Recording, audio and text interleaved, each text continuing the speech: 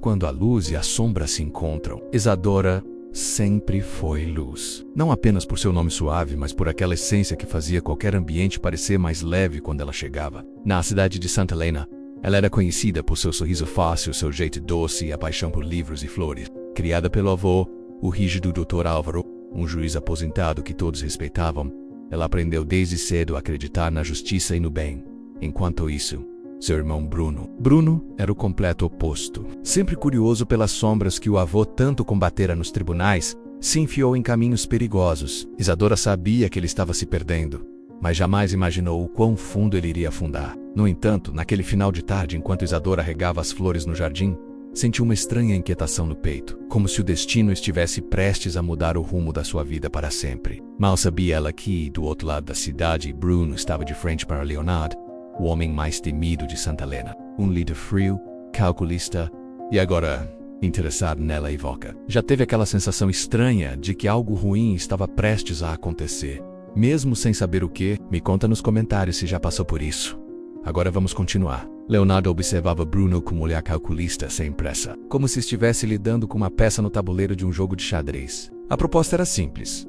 Em troca da sua vida, me dê sua irmã. A frase caiu no ar como uma sentença. Bruno, com as mãos suadas, engoliu em seco. Ele sabia que o homem à sua frente não era alguém com quem se podia negociar. Leonardo era o tipo de homem que fazia tudo parecer simples, sem levantar a voz, mas com um poder que gelava a espinha de qualquer um. Enquanto isso, Isadora estava em casa, completamente alheia ao que estava prestes a acontecer. Sua vida tranquila, cheia de planos para o futuro, estava prestes a desmoronar. Quando Bruno chegou, ela percebeu algo estranho nos seus olhos. Uma sensação que nunca tinha visto antes. Mas ele não disse nada, e o carro se pôs a caminho, sem que ela soubesse que sua liberdade estava sendo vendida, em silêncio por seu próprio irmão. Ela não entendia o que estava acontecendo, mas ao chegar ao ponto de encontro, tudo se tornou claro. Dois homens se aproximaram, e o pânico tomou conta de seu corpo. O abraço de Bruno foi a última lembrança de confiança que ela teria naquele momento. Isadora tentou se libertar, mas os homens a seguraram com firmeza,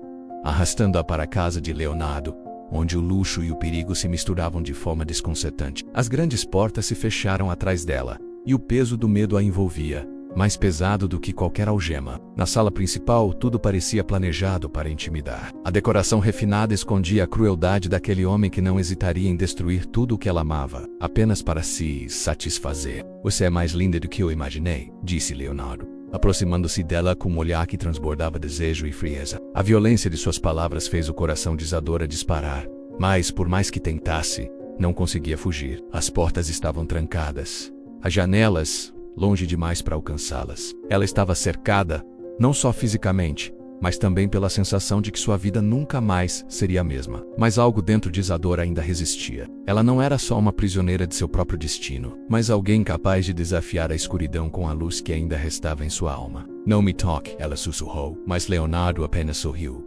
Ele gostava de desafios, e ela era o maior dele até aquele momento. Quando a vida coloca a gente em situações que parecem sem saída, você já se sentiu sem controle? O que fez para resistir? Comenta aí, quero saber sua experiência. O jantar foi uma tortura silenciosa. Isadora, sentada à mesa, olhava para o prato cheio de iguarias que, de tão luxuosas, pareciam feitas para um banquete do além. Mas ela não tinha fome. O medo tinha tomado seu corpo de tal forma que a comida parecia ter desaparecido diante de seus olhos. Leonardo, do outro lado da mesa, observava Menezar com um sorriso sutil. Ele sabia o que estava fazendo. "Pode comer", ele disse, como se a voz fosse um comando.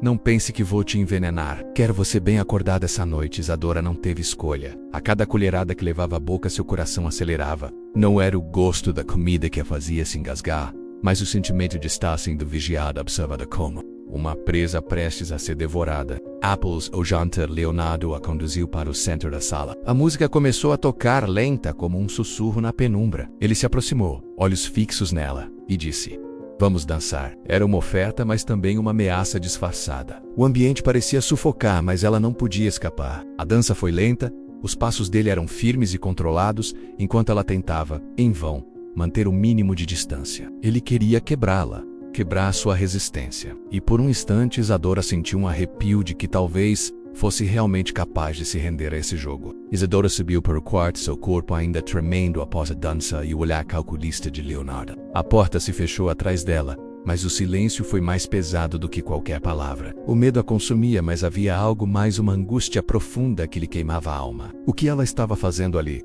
Como a vida dela tinha chegado a esse ponto? No quarto, o tempo parecia parar.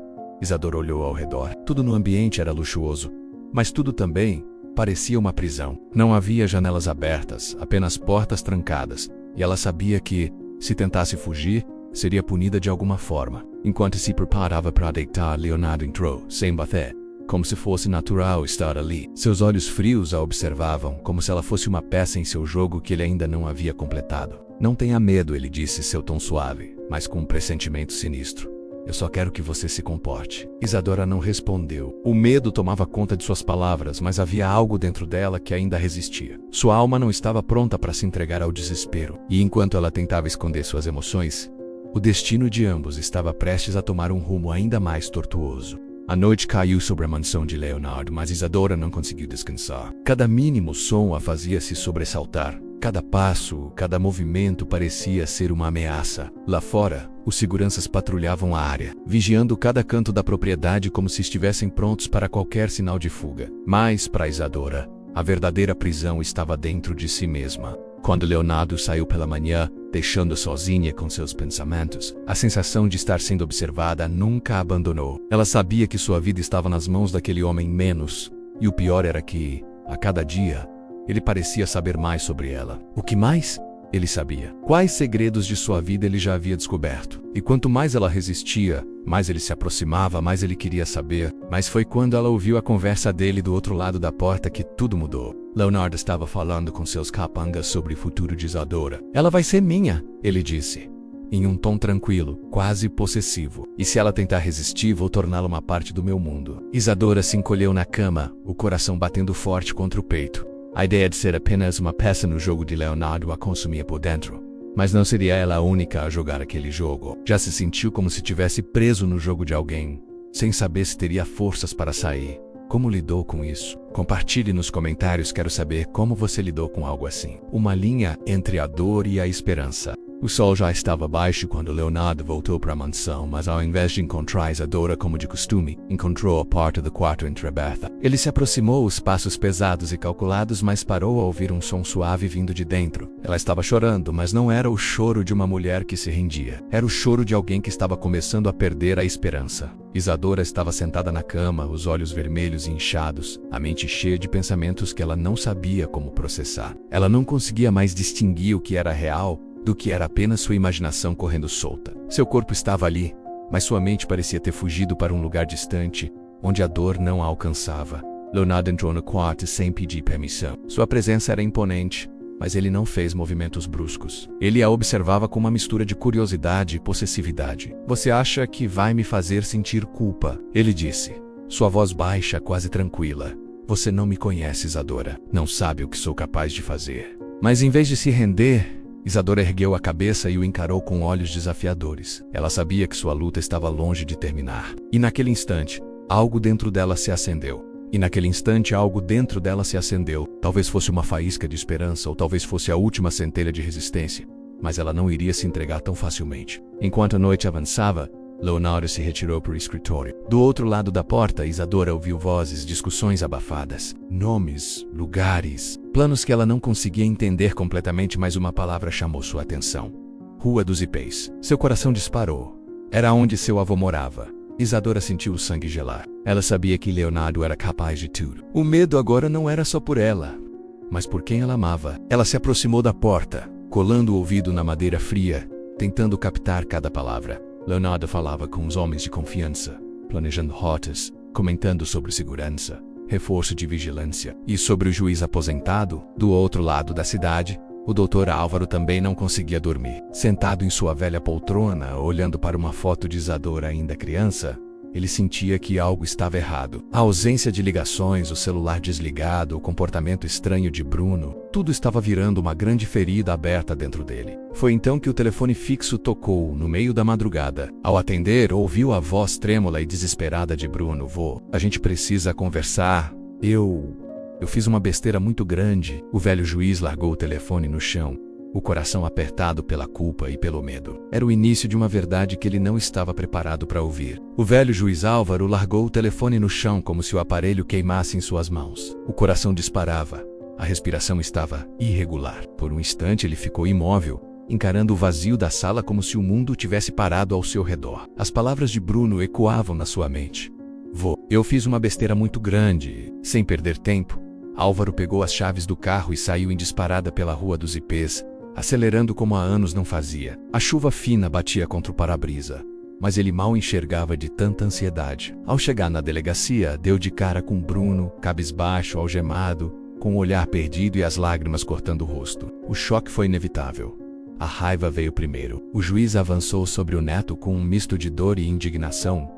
Como você pôde? Como teve coragem de fazer isso com a sua própria irmã? Gritou ele, empurrando Bruno contra a parede. O delegado precisou intervir, segurando o velho juiz pelos ombros. Calma, Dr. Álvaro, por favor. Precisamos ouvir tudo antes. Foi então que um novo personagem entrou na sala. Alto, uniforme impecável, olhar sério e determinado. Rafael, o antigo amor de Isadora. Aquele que anos atrás o próprio Álvaro havia afastado por achar que não era bom o suficiente para sua neta. O juiz paralisou. Por um instante, os olhares de ambos se cruzaram, carregados de passado, mágoas e promessas quebradas. Mas naquele momento Rafael não era apenas o ex-namorado pobre. Agora ele era o policial responsável pela operação de resgate. Senhor, eu prometo trazer a Isadora de volta. Nem que eu tenha que arriscar minha própria vida para isso, disse Rafael, com a voz grave, porém cheia de emoção. Álvaro, sem ter forças para responder, apenas assentiu com um movimento de cabeça, os olhos marejados. Enquanto isso, na mansão, Isadora encostava a cabeça na janela, olhando a chuva cair,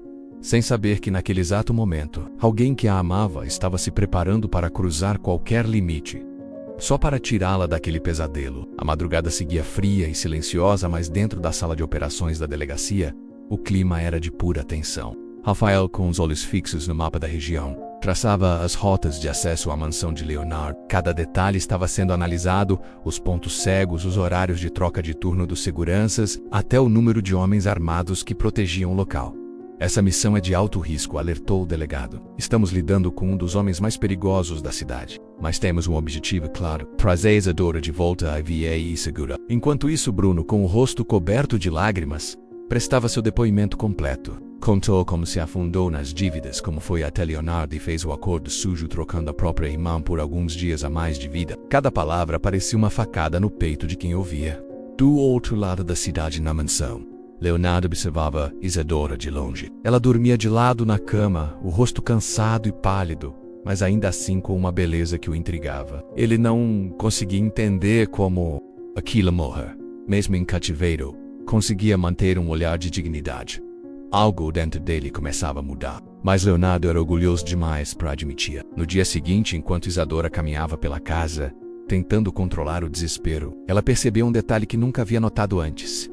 Uma das janelas do corredor do segundo andar estava com a tranca danificada. Não era uma chance de fuga imediata, mas era a primeira rachadura naquela prisão de luxo. O plano da polícia já estava em andamento. Rafael vestiu o colete tático, ajustou o rádio com a foto de Isadora no bolso, respirou fundo antes de subir no blindado da equipe. Ele sabia que essa missão não era só profissional. Era pessoal. Do outro lado, Isadora, sem saber que o resgate estava a caminho, encostou a testa na parede gelada e sussurrou baixinho como uma prece: alguém, por favor, venha me buscar. E naquele instante, em meio ao som dos motores das viaturas se aproximando pela estrada de terra, a história deles estava prestes a mudar para sempre. Você acredita que um amor do passado pode ser a sua salvação no momento mais difícil? Já viveu algo assim? Conta nos comentários.